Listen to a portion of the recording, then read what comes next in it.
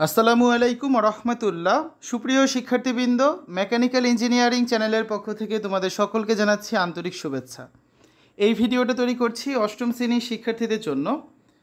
অষ্টম শ্রেণীর বাংলা আনন্দপাঠ বইয়ের 1 থেকে 7 পৃষ্ঠার কাকতাড়ুয়া গল্পের বর্ণনামূলক প্রশ্নের উত্তরগুলো নিয়ে আজকে আলোচনা করব। এই ভিডিওটি ডিসক্রিপশনে এবং পিন কমেন্টে প্লেলিস্টের লিঙ্ক দেওয়া আছে, সেখান থেকে তোমাদের যার যে বিষয়ের ভিডিও দরকার খুব সহজেই তোমরা দেখে নিতে পারবে। তোমাদের প্রথম যে গল্পটি আছে কাকতাড়ুয়া, লিখেছেন সত্যজিৎ রায়। 1 থেকে 7 পৃষ্ঠায় গল্পটি আছে। তোমাদের অর্ধবার্ষিক এবং বার্ষিক পরীক্ষায় কিন্তু এই গল্পগুলো থেকে মোট 4টা প্রশ্ন থাকবে, সেখান থেকে 2টা প্রশ্ন অ্যান্সার করতে হবে। প্রতিটা প্রশ্ন হচ্ছে 10 করে, তাহলে 10 দুগুণা 20 নাম্বার। আর প্রত্যেকটা প্রশ্নে আবার 2টা করে অংশ থাকবে, ক এবং খ। তো এভাবে করে আমরা 5 সেট প্রশ্ন এখান থেকে তৈরি করেছি। এগুলোর সমাধানে আজকে আমরা দেখব। প্রশ্ন 1-এর ক, কাকতাড়ুয়া গল্পে প্রতীকী রূপে কাকতাড়ুয়ার গুরুত্ব কী? কাকতাড়ুয়া গল্পে কাকতাড়ুয়া শুধুমাত্র কৃষিক্ষেত্রে ব্যবহৃত একটি বস্তু নয়, বরং এটি সমাজের নিপীড়িত এবং অবহেলিত মানুষের প্রতীক। গল্পের মধ্যে এটি এমন এক অস্তিত্বের প্রতিনিধিত্ব করে যার নিজস্ব কোনো ক্ষমতা নেই, কিন্তু অন্যের স্বার্থ রক্ষার জন্যই তার অস্তিত্ব টিকে থাকে। কাকতাড়ুয়া দিনরাত মাঠে দাঁড়িয়ে থাকে, ঝড় বৃষ্টি কিংবা প্রচণ্ড রোদ যাই হোক না কেন, সে তার জায়গা থেকে নড়ে না। এটি সেই সব মানুষের রূপক যারা সমাজে নিরলস পরিশ্রম করেও স্বীকৃতি পায় না, বরং কেবল অন্যের সুবিধার জন্য ব্যবহৃত হয়। গল্পে কাকতাড়ুয়ার চেহারা ও পোশাকের বিবরণ থেকে বোঝা যায় এটি শ্রমজীবী মানুষের প্রতীক। যেমন কাকতাড়ুয়া শস্য রক্ষার জন্য মাঠে থাকে, ঠিক তেমনই সমাজের শ্রমিক শ্রেণী, কৃষক ও খেটে খাওয়া মানুষ সমাজের জন্য কাজ করে, কিন্তু নিজের কোনো স্বাধীনতা বা সামাজিক মর্যাদা পায় না। কাকতাড়ুয়ার গুরুত্ব বোঝাতে লেখক এটিকে জীবন্ত চরিত্রের মতো বর্ণনা করেছেন, যা পাঠকের মনে গভীর ছাপ ফেলে। এটি সমাজের নিষ্ঠুরতা এবং অবিচারকে ফুটিয়ে তোলে এবং পাঠকদেরকে ভাবতে বাধ্য করে যে বাস্তবে এমন কত কাকতাড়ুয়া আমাদের চারপাশে রয়েছে যারা নীরবে কষ্ট সহ্য করছে। প্রশ্ন 1-এর খ, গল্পটি আমাদের সমাজের বাস্তব অবস্থাকে কিভাবে তুলে ধরে? কাকতাড়ুয়া গল্পটি আমাদের সমাজের বাস্তব চিত্র অত্যন্ত স্পষ্টভাবে তুলে ধরে। সমাজে এমন অনেক মানুষ আছে যারা সারা জীবন অন্যের জন্য কাজ করে, কিন্তু নিজের কোনো অধিকার বা সুখ পায় না। তারা যেন কাকতাড়ুয়ার মতোই অপরের জন্য গুরুত্বপূর্ণ হলেও সমাজ তাদের কোনো মর্যাদা দেয় না। কাকতাড়ুয়া মাঠে দাঁড়িয়ে থাকে শস্য রক্ষার জন্য, কিন্তু সে নিজে কিছু খেতে পারে না। একইভাবে সমাজের নিম্ন শ্রেণীর মানুষরা কঠোর পরিশ্রম করলেও তাদের জীবন দুঃখ কষ্টে ভরা থাকে। এই গল্প আমাদের দেখায় যে সমাজের উপরতলা মানুষরা নিচু শ্রেণীর মানুষদের কেবল ব্যবহার করে, কিন্তু তাদের প্রকৃত অবস্থার দিকে মনোযোগ দেয় না। গল্পে কাকতাড়ুয়া একাকী, অবহেলিত এবং নিঃসঙ্গ, যা সমাজের নিপীড়িত শ্রেণীর মানুষের অবস্থা প্রকাশ করে। এটি সমাজের অন্যায়, শোষণ এবং শ্রেণী বৈষম্যকে তুলে ধরে। গল্পটি আমাদের চোখ খুলে দেয় এবং শেখায় যে আমাদের উচিত সমাজের প্রতিটি মানুষের প্রতি দৃষ্টিতে তাকানো এবং তাদের ন্যায্য অধিকার ও সম্মান দেওয়া। তারপর 2 নম্বর প্রশ্ন, এর ক নম্বরে আছে, গল্পের প্রধান চরিত্র কাকতাড়ুয়ার মানসিক অবস্থা কেমন ছিল? গল্পে কাকতাড়ুয়ার মানসিক অবস্থা ছিল অত্যন্ত বেদনাদায়ক এবং করুণ। যদিও এটি একটি নির্জীব বস্তু, কিন্তু লেখকের কলমে এটি জীবন্ত হয়ে ওঠে, যার অনুভূতি রয়েছে, যন্ত্রণা রয়েছে। কাকতাড়ুয়ার অস্তিত্বের কোনো নিজস্বতা নেই, সে কেবল দাঁড়িয়ে থাকে, অথচ কেউ তার কথা ভাবে না। সারাদিন রোদে পুড়ে, বৃষ্টিতে ভিজে, ঝড়ে কেঁপে ওঠে, কিন্তু তার কপালে একটু বিশ্রামও নেই। কাকতাড়ুয়ার মানসিক অবস্থা সবচেয়ে বড় বৈশিষ্ট্য হলো তার একাকিত্ব। সে একা দাঁড়িয়ে থাকে, কারো সঙ্গ নেই, কারো ভালোবাসা নেই, তার অবস্থান স্থির, কোনো গন্তব্য নেই, কোনো মুক্তির আশাও নেই। এই গল্প আমাদের শেখায় যে আমাদের সমাজে এমন বহু মানুষ আছে যারা অবহেলিত, নিঃসঙ্গ এবং নিগৃহীত। তারা সারা জীবন কষ্ট সহ্য করে, কিন্তু কেউ তাদের মানসিক কষ্টের কথা ভেবেও দেখে না। তারপরে হচ্ছে প্রশ্ন 2-এর খ, এই গল্পটি মানব জীবনের কোন দিকগুলো তুলে ধরে? কাকতাড়ুয়া গল্পটি মানব জীবনে নানা দিক ফুটিয়ে তুলেছে, বিশেষ করে অবহেলা, পরাধীনতা, শোষণ ও একাকিত্বের দিকগুলো। এই গল্পে কাকতাড়ুয়ার জীবন আমাদের মনে করিয়ে দেয় সেই সব মানুষদের কথা যারা সারা জীবন কেবল অন্যের স্বার্থ রক্ষা করেই কাটিয়ে দেয়। তারা নিজেদের কথা ভাবতেও পারে না, কারণ সমাজ তাদের সেই সুযোগ দেয় না। এই গল্পটি আমাদের শেখায় যে জীবনে শুধু কাজ করাই সব নয়, বরং সম্মান, ভালোবাসা ও মানবিকতা প্রয়োজন।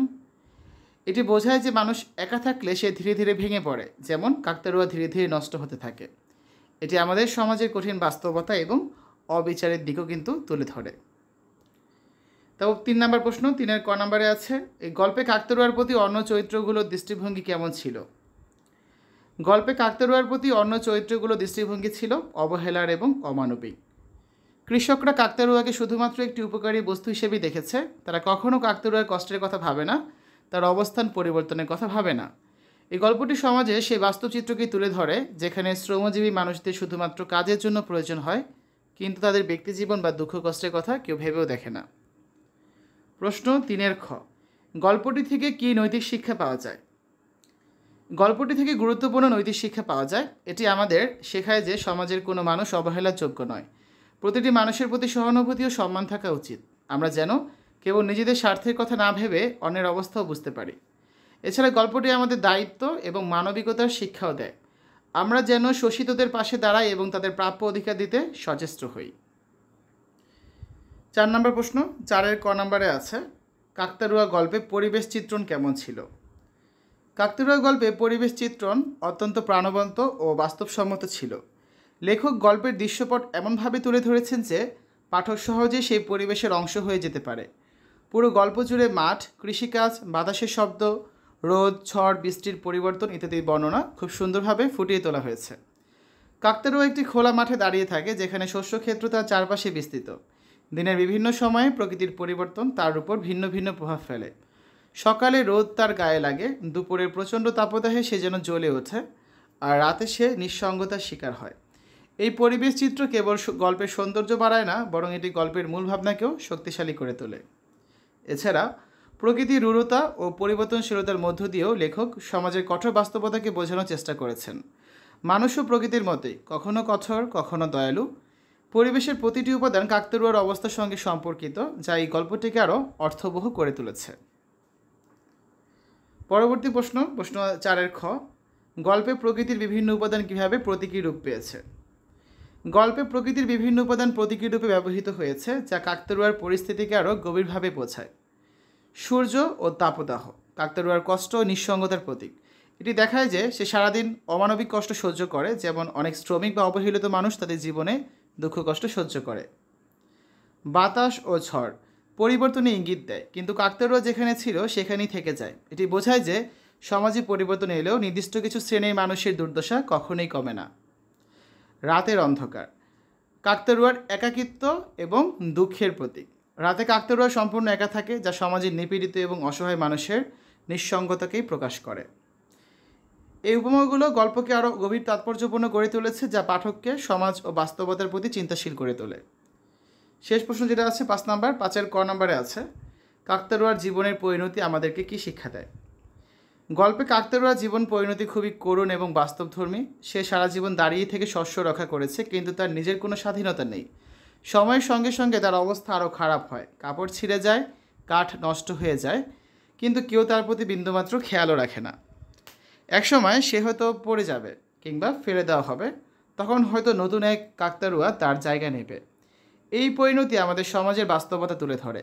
কাকতাড়ুয়া শ্রমজীবী, অবহেলিত কিংবা শোষিত মানুষের প্রতীক, যাদের সারা জীবন কেবল অন্যের জন্য কাজ করেই কেটে যায়। যখন তারা দুর্বল হয়ে পড়ে তখন সমাজ তাদেরকে ছুঁড়ে ফেলে দেয়, ঠিক যেমন কাকতাড়ুয়াকে ফেলে দেওয়া হয়। এই গল্প আমাদের শেখায় যে আমাদের উচিত সমাজের অবহেলিত, শোষিত মানুষদের প্রতি দায়িত্বশীল হওয়া, তাদের প্রতি সহানুভূতি ও সম্মান দেখানো। অন্যথায় কাকতাড়ুয়ার মতো তারাও কষ্টের জীবন কাটিয়ে সমাজ থেকে হারিয়ে যাবে। 5 খ নম্বর প্রশ্নে রয়েছে, এই গল্পটি আমাদের জীবনের সঙ্গে কিভাবে সম্পর্কিত? কাকতাড়ুয়া গল্পটি আমাদের জীবনের সঙ্গে গভীরভাবে সম্পর্কিত। আমাদের সমাজে এমন অনেক মানুষ আছে যারা কাকতাড়ুয়ার মতো কঠোর পরিশ্রম করেও ন্যায্য মর্যাদা পায় না। তাদের পরিশ্রমের ফল অন্যরা ভোগ করে, কিন্তু তাদের নিজের জীবনের কোনো উন্নতি হয় না। এই গল্প আমাদের শেখায় যে আমরা যেন সমাজের সকল শ্রেণীর মানুষকে সমানভাবে মূল্যায়ন করি। শ্রমিক, কৃষক, গরিব মানুষ যারা আমাদের জন্য কাজ করে, তারা যেন অবহেলার শিকার না হয়। আমাদের উচিত তাদের প্রতি দয়ালু হওয়া, তাদের কষ্ট বুঝতে চেষ্টা করা। এছাড়া গল্পটি আমাদের স্মরণ করিয়ে দেয় যে জীবনের প্রকৃত মূল্য সম্মান ও মানবিকতায়। আমরা যদি কেবল নিজেদের লাভের কথা ভাবি এবং দুর্বলদের অবহেলা করি, তাহলে একসময় আমরাও একাকী ও অবহেলিত হয়ে পড়ব। এই গল্প আমাদের নিজের ও সমাজের অবস্থান নিয়ে ভাবতে শেখায়। তো শিক্ষার্থীরা, এই হচ্ছে আজকে আলোচনা। এতক্ষণ আমরা সত্যজিৎ রায়ের লেখা কাকতাড়ুয়া এই গল্পটির গুরুত্বপূর্ণ 10টি রচনামূলক প্রশ্নের উত্তর দেখেছি। তোমাদের এই বইটি থেকে কিন্তু পরীক্ষায় 4টি রচনামূলক প্রশ্ন থাকবে, সেখান থেকে 2টি অ্যান্সার করতে হবে। আমরা আগামী ক্লাসে পরবর্তী যে গল্পটা আছে নয়াপত্তন, জহির রায়হানের লেখা, এই গল্পটি নিয়ে আলোচনা করবো এবং এখান থেকে বেশ কিছু রচনামূলক প্রশ্নের সমাধান তোমাদের করে দিব। শিক্ষার্থীরা, এতক্ষণ তোমরা দেখলে 8ম শ্রেণীর বাংলা আনন্দপাঠ বইয়ের কাকতাড়ুয়া গল্পের বর্ণনামূলক প্রশ্নের উত্তর। যেটা রয়েছে তোমাদের বইয়ের 1 থেকে 7 পৃষ্ঠায়। তো আশা করি আজকের এই ভিডিওটি তোমাদের কাছে ভালো লেগেছে। আমাদের চ্যানেলের অন্যান্য ভিডিওগুলো দেখার আমন্ত্রণ জানিয়ে আজ এখানে বিদায় নিচ্ছি। আল্লাহ হাফেজ।